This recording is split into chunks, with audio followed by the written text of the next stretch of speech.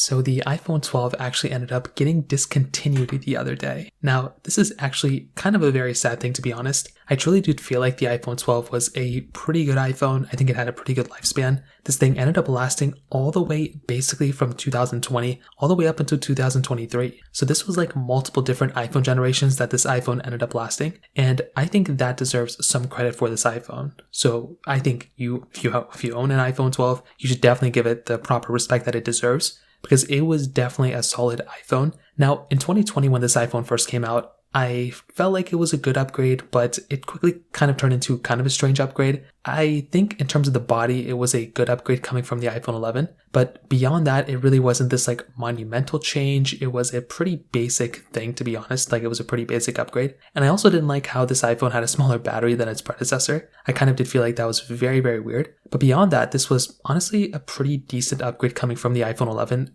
many, many years later. Now, this iPhone ended up seeing its first price decrease in 2021, and then a year later, it got its final price decrease in 2022. Now, overall, throughout those many years that this thing ended up kind of having those many, price decreases, I definitely do think it was a pretty good thing that this iPhone kind of had. It came, basically lasted many, many generations. But I definitely do think that with the iPhone 12, it was kind of this weird device because of its battery health degradation issue. I think we all kind of know this if you're not familiar. This iPhone kind of suffered this like weird battery degradation problem where this iPhone just like continuously just like had this weird battery issue where it would just like it would just keep degrading in battery year over year over year. And that was kind of an issue, and I could see how a lot of people would find that to be a problem. Personally, for me, I did find that to be a problem for my iPhone 12 Pro in particular, but they discontinued the 12 Pro many years ago. Now with the iPhone 12, it is what it is. There's not really too much we can do about it in this point, but I will tell you, in this day and age, the iPhone 12 I think is still a decent iPhone to pick up. It's not perfect and it's not the best iPhone ever made, but I do think like if you're in the market for like an iPhone that you want to buy, I definitely don't think this is a bad idea. I think this is still a good iPhone to pick up, especially considering the fact that the iPhone 12 pretty much has like basically all of the features and everything that you need on a more recent iPhone.